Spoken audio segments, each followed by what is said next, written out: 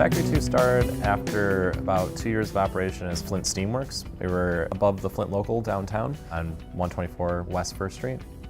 We started as just two guys, myself and Mike Wright, getting together after work to make a bike shop and 3D printers available to people initially. And at that point we expanded from one night a week to two and just kept offering it as a come in, first come, first served basis, and teach people how to use the equipment and allow them to get projects done using that.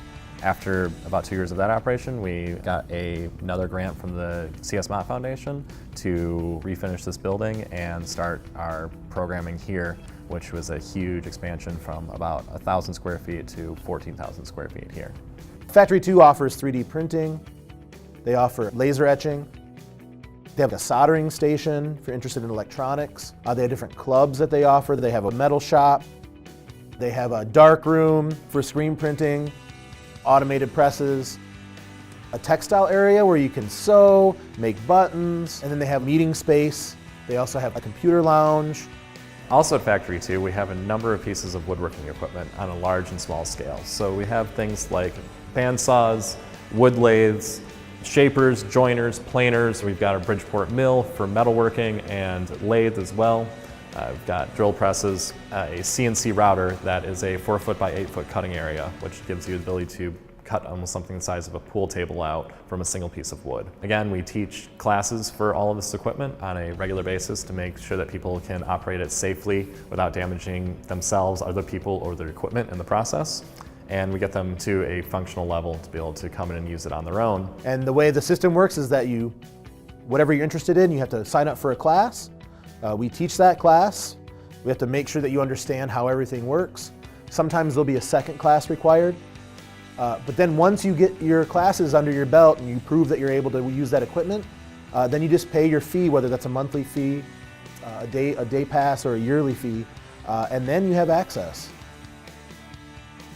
As Factory 2 builds on itself, it definitely can become a hub for people to work together, for some of these concentrations to overlap, and to allow people to meet and work with others in the community that they would never be in the same room with.